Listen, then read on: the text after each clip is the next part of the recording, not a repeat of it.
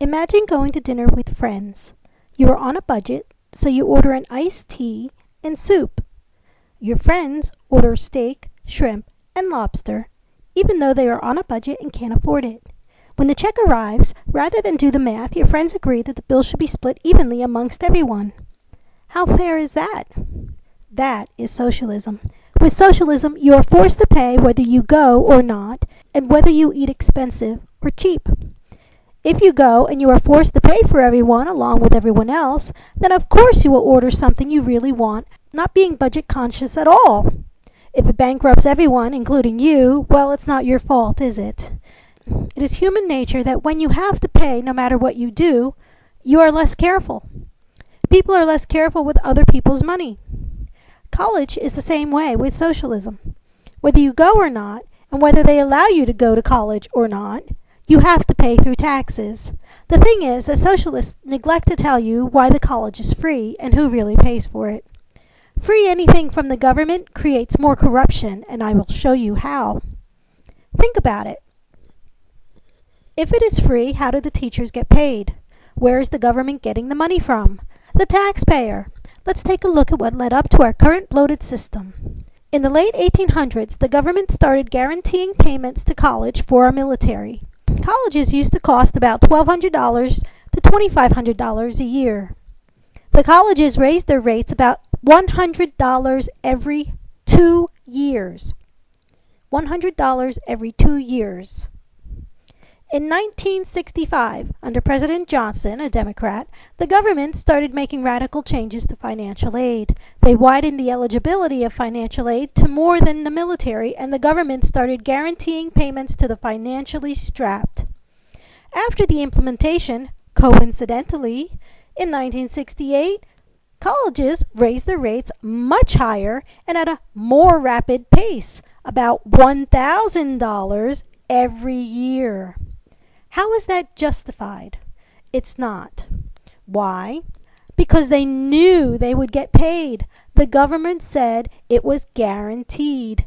If someone promises you whatever you charge for millions of people, what is in place to stop the raising of rates? Nothing.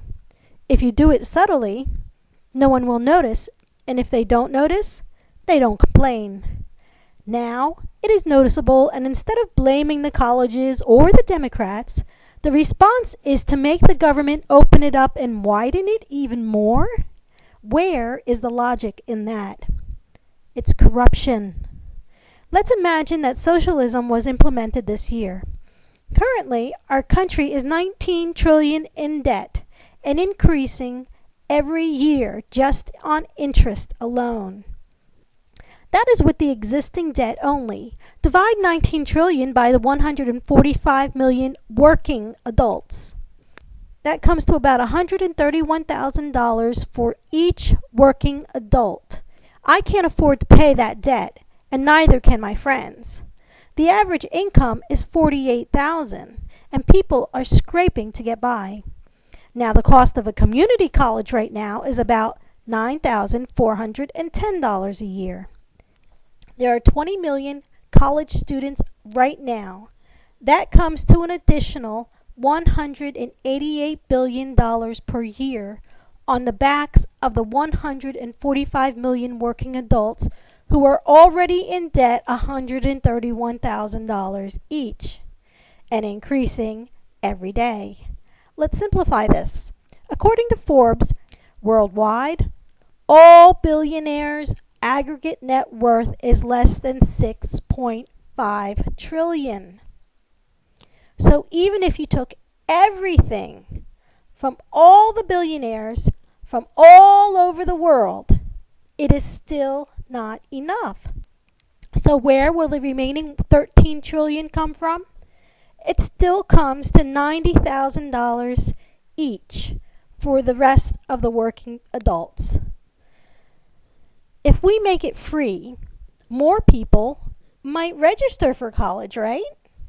Let's say that all adults register. After all, they have nothing to lose. They are paying for it anyway. That is over $2 trillion for college. That is $21 trillion altogether in debt.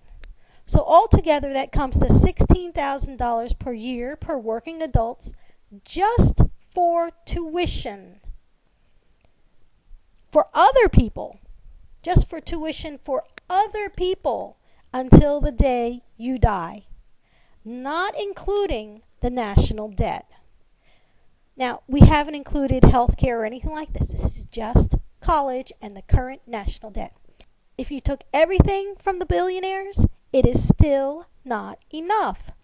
Triple the tuition for private college. To add college onto the existing debt will surely bankrupt us.